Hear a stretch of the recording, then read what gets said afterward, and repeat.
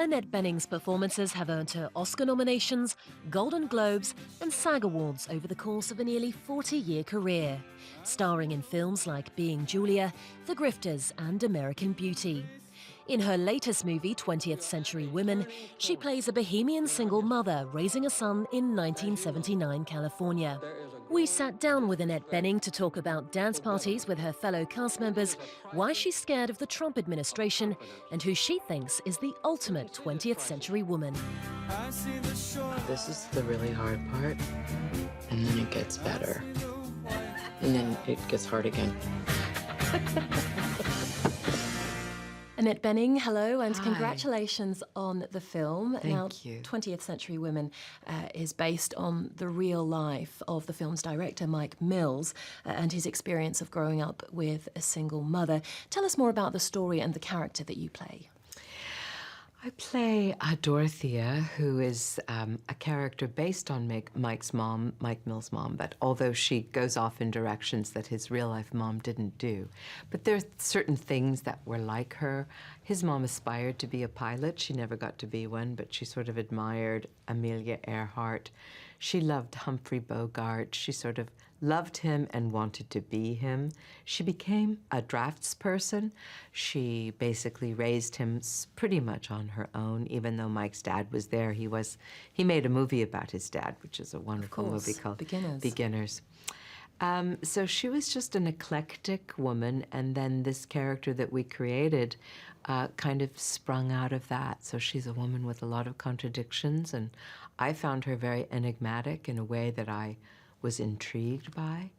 I found that trying to play her was like sort of being on a journey, not knowing what was around the next corner. I wanted that. I wanted that feeling of uncertainty and not deciding what was going to happen. So it was really a pleasure. Now, was it intimidating to play the role of someone whom the director knew so well, obviously, given that it's such a personal story? Well, I've done this before, but Mike, I think, was very careful to let me know that I would have absolute freedom, and that he gave me a lot of, we talked a lot, I mean a lot, months and months and months of in-depth conversations. And you had some homework as well, I believe. Yeah, and I spoke to his sister, who also had a different take on the mom. So there was a lot of intellectual input, but in the end, he knew and I knew that once I got in front of the camera, I would be there with the other actors and that we would be interacting and that what would come out would be surprising to us, that we didn't have to know and we didn't have to settle in advance. Good night. Bye. So I'll see you later. Just don't hang out with that Chris guy anymore, okay? Good night. He's a skis and he's kind of dumb. Exactly. Happy birthday. Bye, Julie. Do you think you're happy? Like, as happy as you thought you'd be when you were my age? Seriously? You don't ask people questions like that. You're my mom. Especially your mom. Look, wondering if you're happy, it's a great shortcut to just being depressed. Give me that. The film boasts such an amazing, talented cast: Billy Crudup, Elle Fanning, Greta Gerwig, and of course Lucas Jade Zuman, who plays your son. You were such a tight-knit bunch on screen. How did you create that chemistry? Well, he did a lot of it. Mike really did it, because we spent weeks beforehand having dance parties. We would do improvisations together. We took a little trip up the coast together. We really spent a lot of time getting to know each other, working. I mean, actors like to do that anyway. We're all sort of used to plunging in to these very close relationships very quickly. But Mike really gave us a lot. Some of the stuff that you would normally have to do on your own, kind of in your own imagination, we actually got to do together. Improvising scenes together that never would be in the movie, but that we refer to. We would do those. We would play games. We would have meals. We really got a chance to get to know each other. It was fun. Well, the film is set in the 70s, which came after a pretty tumultuous time in history for the US. Do you have any concerns about where the country is headed today, given that the American people appear divided over the new administration? I think all of us are very worried. I know that there are some people who voted for Trump who feel quite, I guess, happy with what's going on, but I think that there's a large majority of people who are very worried and feel very what's the word? We're in shock, and we're also very troubled. We don't feel that, like, for instance, this most recent thing that has happened just since I've been in Europe is the immigration ban. The extreme vetting. That doesn't feel like America to us, and we're very concerned about that.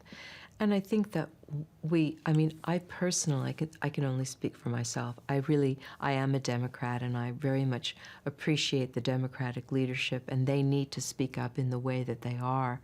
And I respect very much them doing that. I respect Senator Schumer showing up with all of the immigrants that he surrounded himself with when he gave a press conference. But I think it's our Republican leadership, in the Senate particularly, that we really need to have them step up now. We all have tremendous respect for them. Mm-hmm. And there are parts of the Republican leadership who also understand that a lot of what Donald Trump is doing is frankly illegal and not in the best interest of our country. So I think those are the people that we're really depending on, and that we need desperately to have them stand up and really speak against what he's doing. You were left off the list of the Academy's Best Actress nominees, which frankly left a lot of fans and critics shaking their heads, because your performance has been hailed as a tour de force, the performance of a lifetime. Given that you've had such an amazing career so far, are awards still important? Well, it's funny. Over the years, awards have become more and more a part of our sort of daily work in a way. When I first started, they were around, but there wasn't as much hype. And I think that that's no one's fault. I think that's just the proliferation of technology. And with the proliferation of technology and so many more spaces to fill, they need faces to fill them, and we are those faces. So part of that is no one's fault. It's just the nature of it all. But I think that it has changed over the years, and it has a lot to do with a lot of different factors. In terms of, there are always people excluded who so deserve attention every year. And so sometimes you get the nod and sometimes you don't. And that's the way show business goes.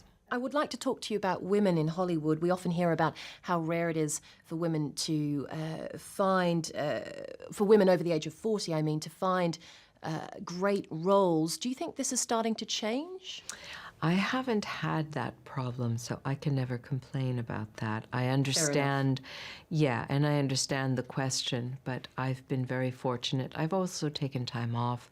I go off, I do other things. I've had 4 children. I do plays in Los Angeles when I want to. So there's ways of getting around that and waiting for the thing that really does speak to me. You've played such a variety of characters throughout your career, in American Beauty, Running with Scissors, Bugsy, etc. Are there any roles you still want to sink your teeth into? I don't know. Sometimes I think about that, roles in the classical theater that I might want to play, but I've been around enough to know that sometimes that in itself isn't a good enough reason. Usually, if you find someone who's already interested in the same sort of project that you can collaborate with, that can be a much more enriching experience. Although I'm sure it can also work to say, oh, I'm going to pick that Shaw play, or I'm going to pick that Tennessee Williams play, or that whatever, Chekhov. But I may end up playing some of those parts, but I don't know for sure, and that's okay with me. Who for you is the ultimate 20th century woman? Putting you on the spot a little bit. That's okay. Well, I would say one of them would be my own mom. She's an amazing woman. She's 87 years old, and she is the age of, she's from the Dorothea generation, and she's an incredible mother, human being. a woman of great sort of spiritual center and joy. She has joy, a lot of joy and optimism.